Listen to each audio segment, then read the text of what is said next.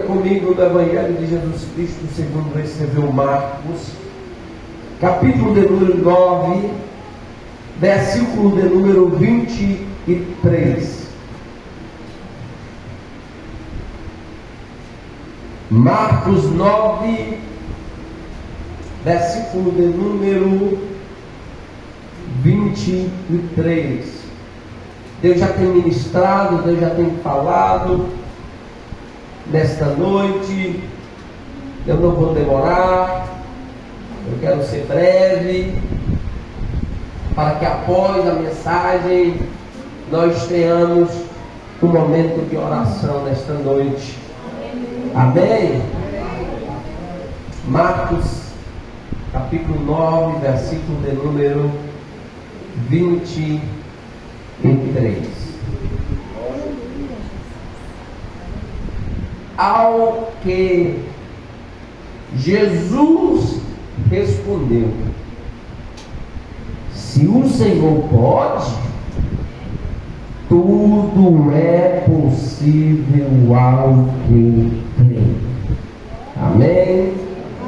Ao que Jesus respondeu: se o Senhor pode, tudo é possível ao que crê. Amém? Amém. Podemos assentar dando glória a Deus. A leitura desse texto já foi feita nesta noite pelo nosso irmão Marcos. O Evangelho de Jesus Cristo segundo escreveu Marcos foi o primeiro Evangelho a ser escrito. Ele foi escrito primeiro do que Mateus, primeiro do que Lucas. Então o Evangelho de Marcos se torna o principal do Evangelho, porque muitas histórias que foram escritas em Mateus e Lucas também foram refletidas através dos ensinamentos daquilo que Marcos escreveu. Então o Evangelho de Marcos é um evangelho de muito peso. Marcos provavelmente era discípulo de Pedro e repassou aquilo que Pedro ensinou. Pedro que andou com Jesus. Então Pedro passou aquelas informações para Marcos e Marcos escrevera essa história sobre o nosso Senhor e Salvador Jesus Cristo. Quando nós entramos nessa história, desse texto qual nós estamos falando, no versículo 14 em diante, a Bíblia fala de uma multidão e de uma bagunça que estava acontecendo. Estava acontecendo ali naquele lugar discussões aleatórias, pessoas com um questionamento, pois um homem teria levado o seu filho para ser liberto de demônios e ninguém pôde expulsar aqueles demônios. E agora estava a contenda, aquelas discussões. E Jesus chegou naquele lugar. Jesus chegou no meio daquela bagunça para resolver. E a verdade é que a nossa vida antes de Cristo, antes da chegada de Jesus, era uma bagunça. O povo tudo perdido, sem saber, conversando besteira. Imagine Jesus chegando, pensando e dizendo: eu vou entrar nessa história para que eles possam aprender verdadeiramente o que é fazer a minha vontade. Eu imagino Jesus olhando para você, olhando para mim, nos caminhos tortuosos, nos lamaçais, na sujeira, na podridão, onde nós andávamos como perdidos, como errantes no deserto. como quem não sabe para onde vai, sem esperança, sem expectativa, sem ânimo, sem fé.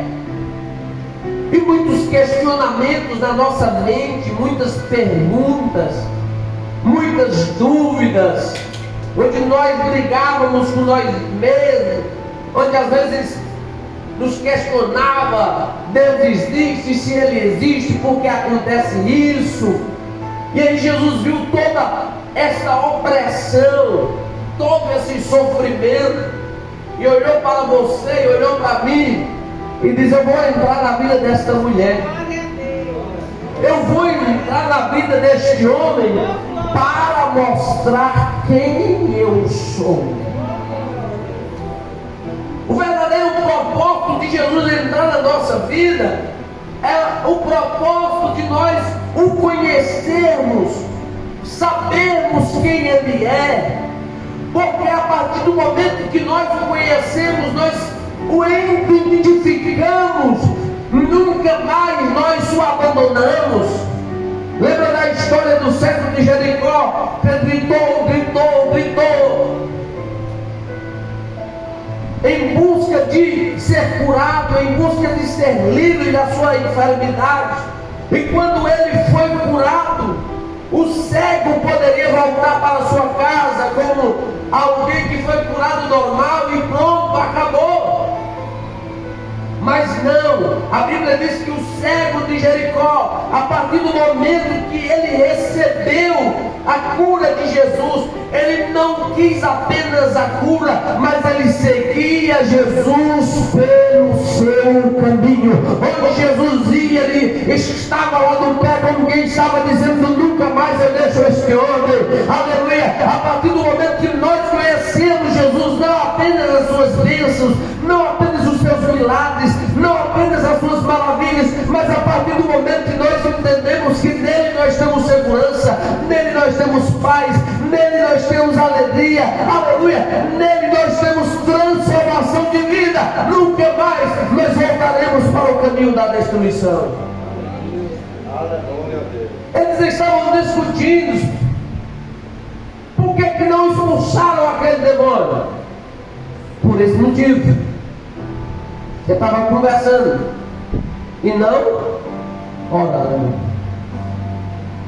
e não buscando a presença de Deus, e não se fortalecendo em Deus.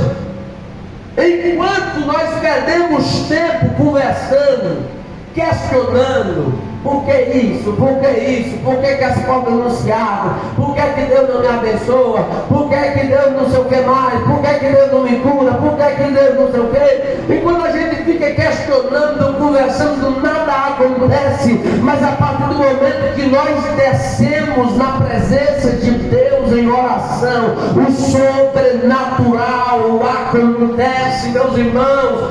Quem estava ali eram os discípulos de Jesus, que receberam a autoridade de Jesus. O próprio Jesus os capacitou para expulsar demônios e para curar enfermos, e eles não conseguiram fazer aquilo que Jesus ensinou. Então, explicando o que seria isso,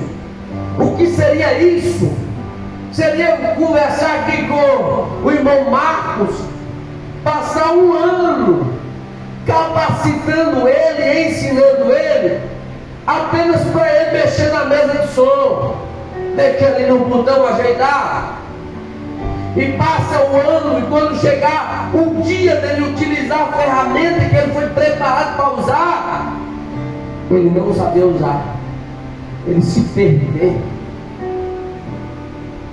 Jesus ensinou eles, não para que eles apenas aprendessem, mas para que eles dessem continuidade ao Evangelho na terra.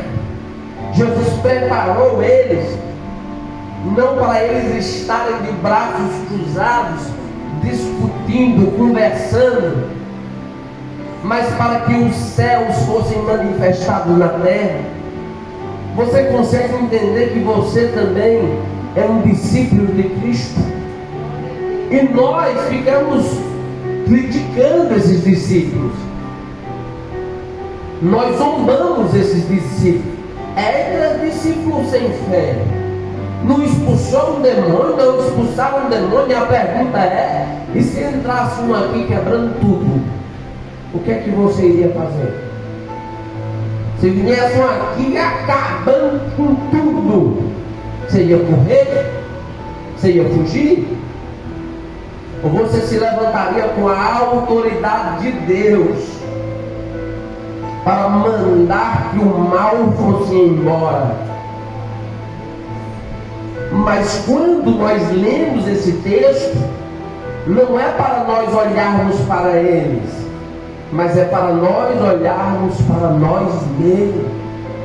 E nós vemos a igreja de Cristo como esses discípulos, pregando a palavra, mas não tem o poder da palavra, ensinando o Evangelho, mas não crê no poder do Evangelho, porque o Evangelho não se constitui em palavras persuasivas, mas o Evangelho é poder de Deus. Nós criticamos os discípulos porque não expulsaram o mal, mas a pergunta é: você já expulsou o mal da sua casa? Você já expulsou o mal da sua família? O problema é que tem uma geração de crentes fracos, uma geração de crentes sem fé. Tem uma geração ainda que tem medo de bruxaria. Ah, é porque a mulher lá disse que ia fazer um trabalho para mim. Tu tem medo disso? Você ainda não entendeu que aquele que está conosco é maior do que aquele que está lá fora? Que a luz dissipa todas as trevas.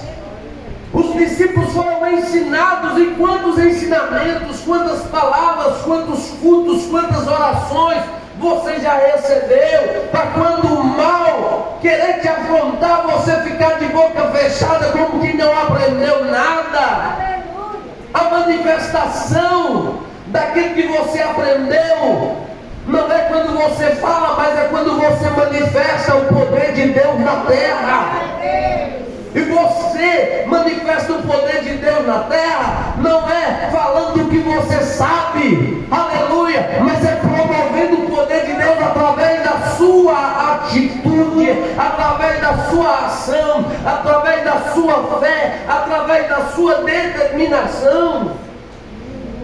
E Deus nos trouxe aqui nesta noite para nos ensinar isso, porque os discípulos não conseguiram, e Jesus repreendeu, dizendo: ó geração incrédula, até quando eu vou ter que suportar vocês? Jesus não suporta uma igreja incrédula. Ele não suporta, ele sente nojo de uma igreja que não tem fé. O que é uma igreja que não tem fé? A gente vem para o culto para adorar a Deus, e aí o mensageiro, usado por Deus, diz: ó, Deus vai fazer isso. O cabo lá no coração: vai nada. Ó, Deus está falando: não vai. Não tem fé. Jesus diz: ó, geração incrédula. O que é que Deus está ensinando a nós nesta noite? Chegou a hora de você usar as ferramentas que Deus te deu. Chegou a hora da tua casa, a tua família saber e entender que lá da tua casa não tem uma pessoa normal, tem um escolhido de Deus, cheio do Espírito Santo, aleluia, e que quando você entrar, o inferno tem que ir embora. Chegou a hora da luz de Deus resplandecer na tua vida, na tua casa e na tua família. Chega da igreja ser afrontada, chicoteada, estar muda diante do mal. Ah, mas não pode fazer nada. Pode. Você pode clamar o Deus que tem poder de mudar a tua casa. Glória a Deus. Deus já te deu as armas. Deus já te deu autoridade. Chegou a hora de você entrar ali, naquela casa, e dizer: mal, eu não tenho medo de você.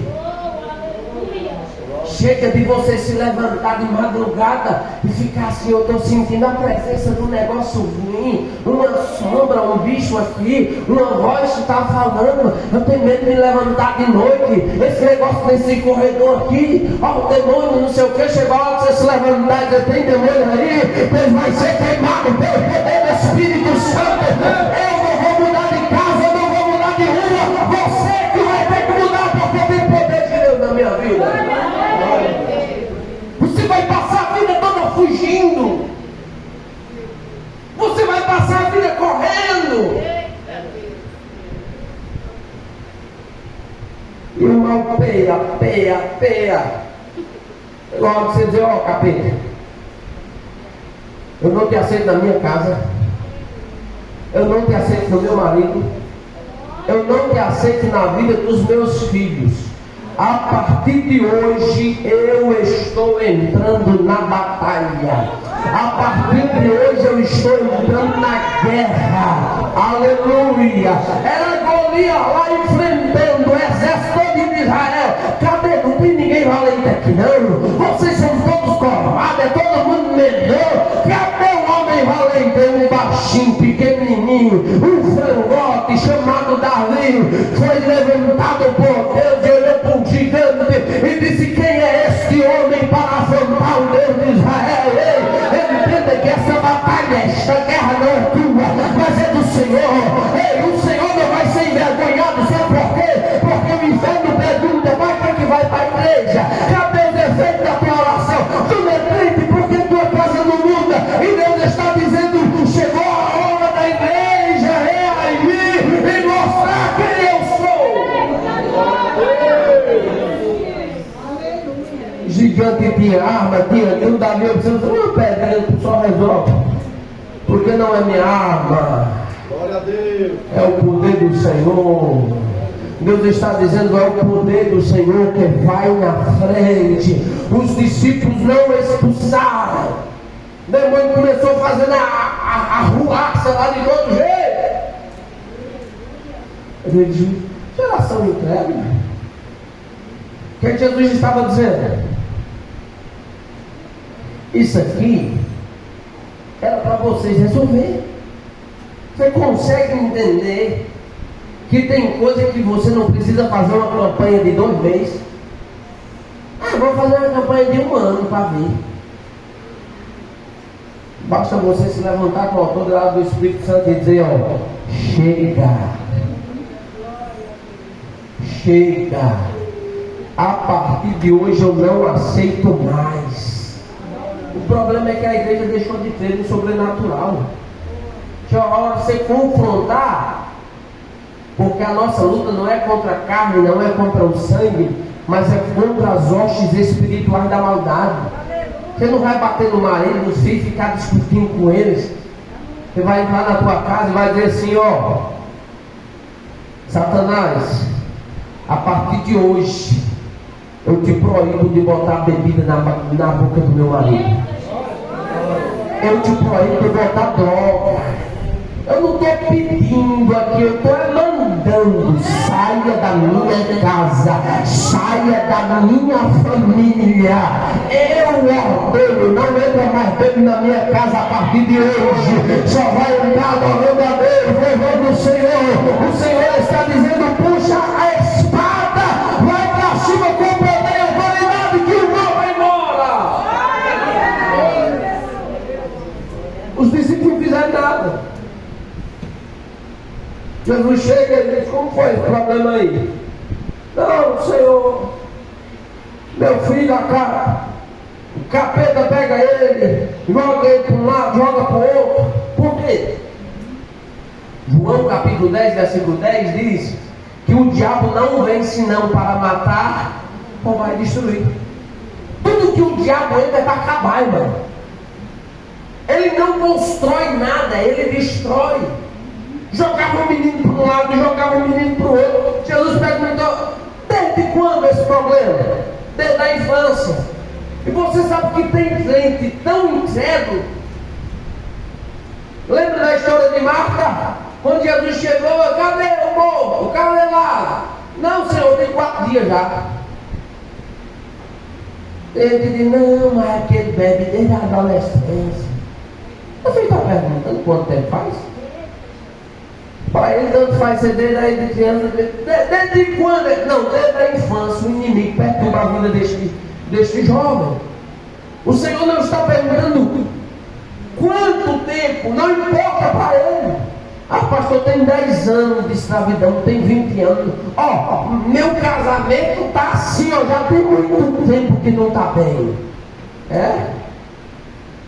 Pois eu cheguei para resolver. Ele ainda disse assim, Senhor, olha, desde a infância, Senhor, se o Senhor puder fazer alguma coisa, o povo já tinha sofrido tanto. Se o Senhor puder, aí já disse, eu posso. Tudo é possível aquele que crê. Deus está dizendo a você nessa noite, é possível. Sabe o teu sonho? É possível. Amém? Tem hora que a gente chuta o balde, esquece, abandona, e diz, eu não tenho condição mais, eu não tenho mais força, eu não tenho... Mas deixa eu dizer uma coisa, nosso Deus não envelhece, nosso Deus não enfraquece. A Bíblia diz que Ele é o mesmo ontem, hoje e Ele sempre será o mesmo. E Jesus pergunta a você, tem quanto tempo? Você sabe que tudo é possível? Se você crê, o sobrenatural vai acontecer. Se você crê, a tua história vai mudar. Se você crê, a tua família será transformada pelo poder de Deus.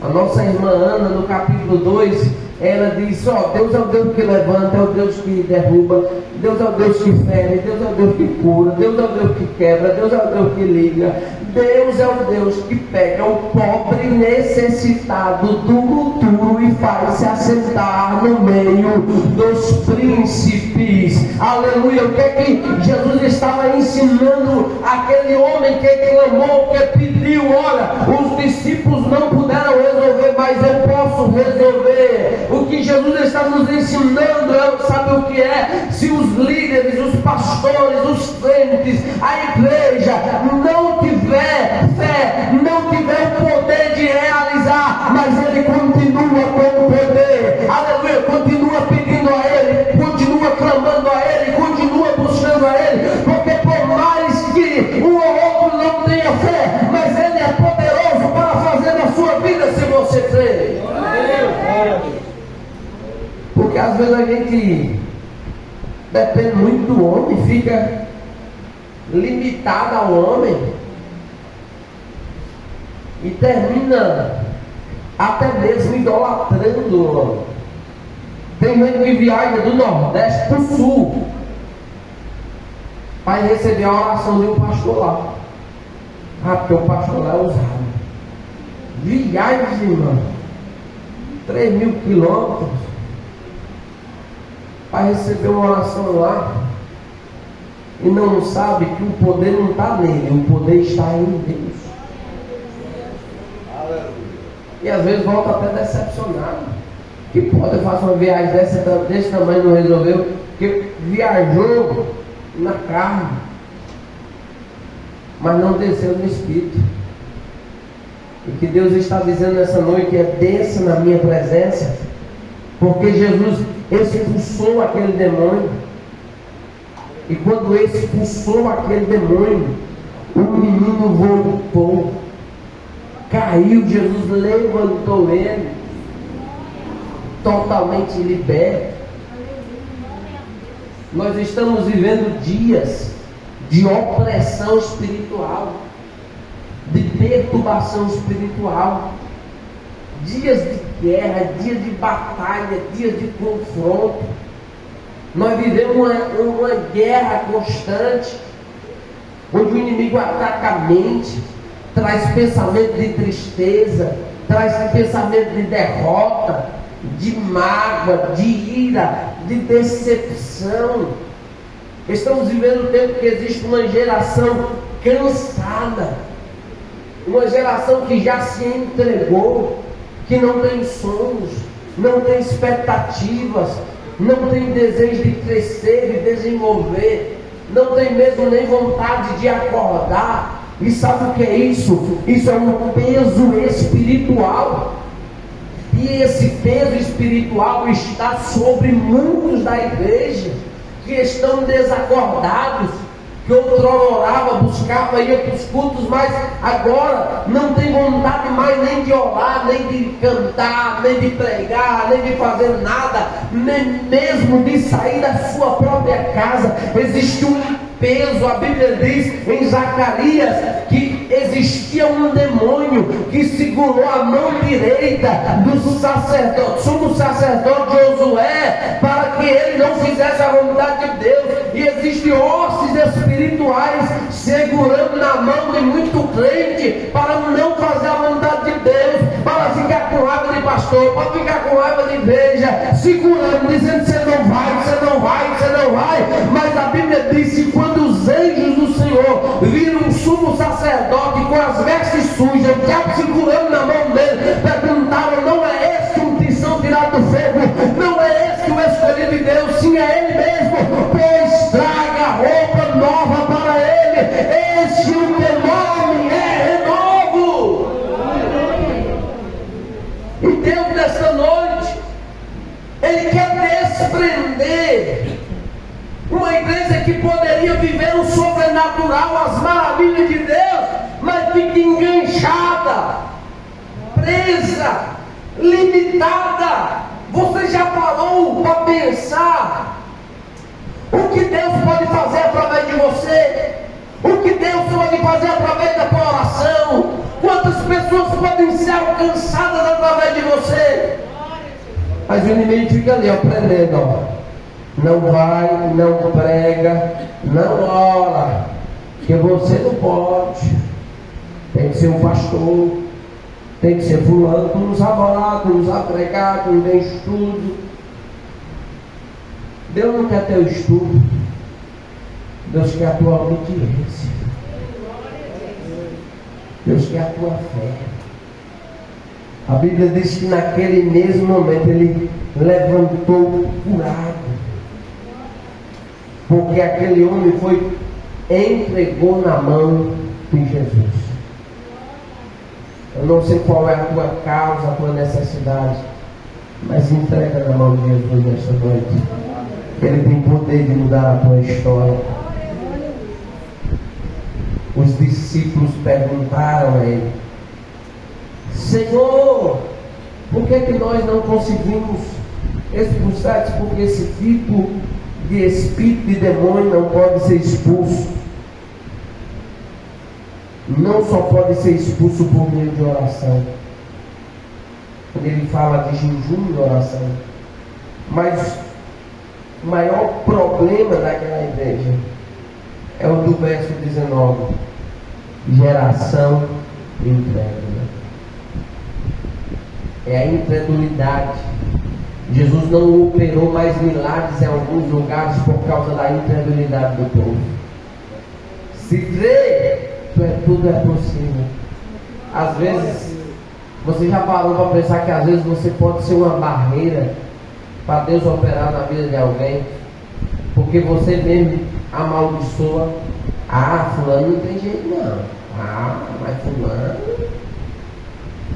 Igual de você diz sim, tudo é possível aquele que crê. Então, ser uma igreja, um povo, discípulos incrédulos, coração fechados, não tinha uma vida de oração.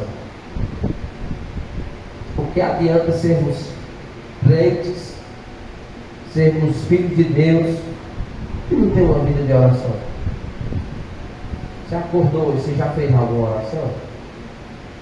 Passa o dia todinho assistindo novela, filme, vendo besteira, Instagram, WhatsApp, escorra mais imoral do mundo.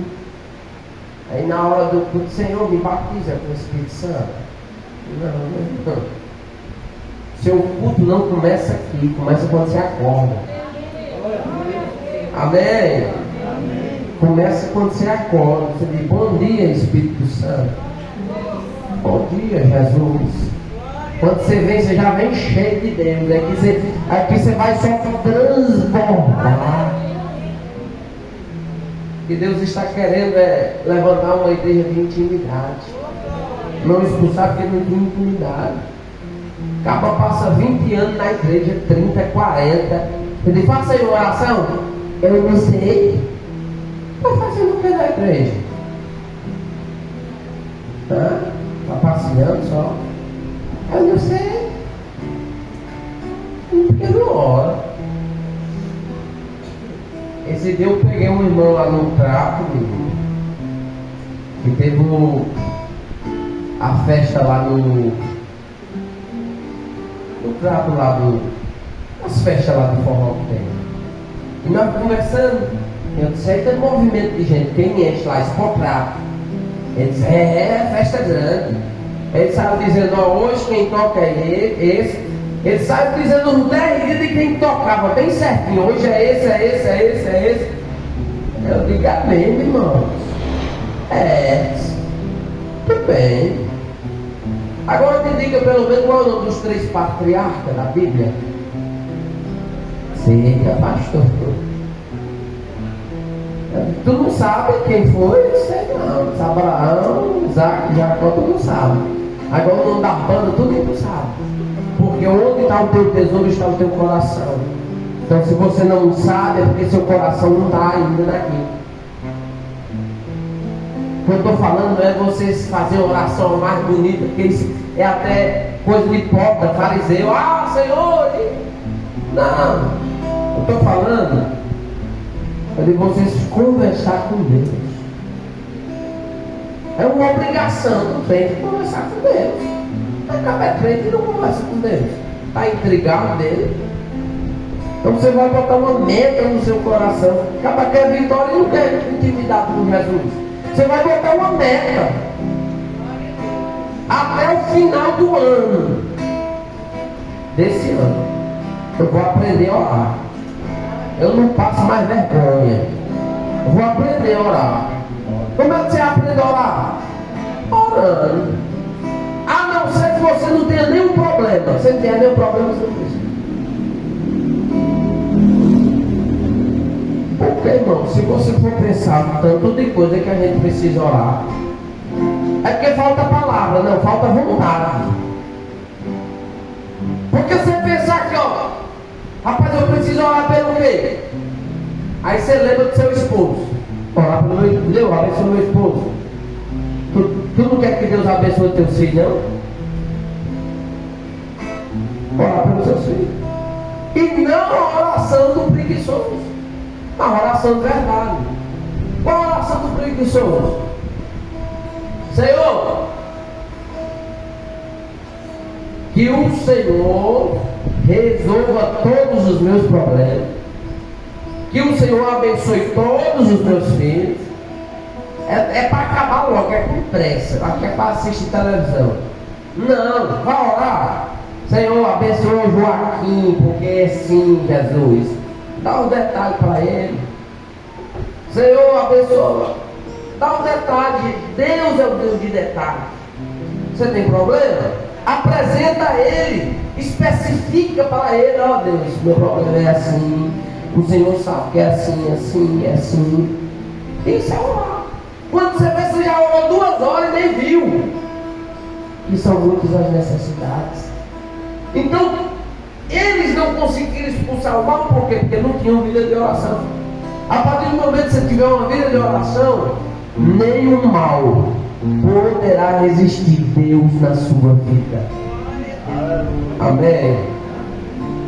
Então, a sua meta é dizer assim: quando o pastor Chico Alves me chamar, o pastor João, o pastor Lula, para orar, eu não vou me acovardar, mas eu vou orar.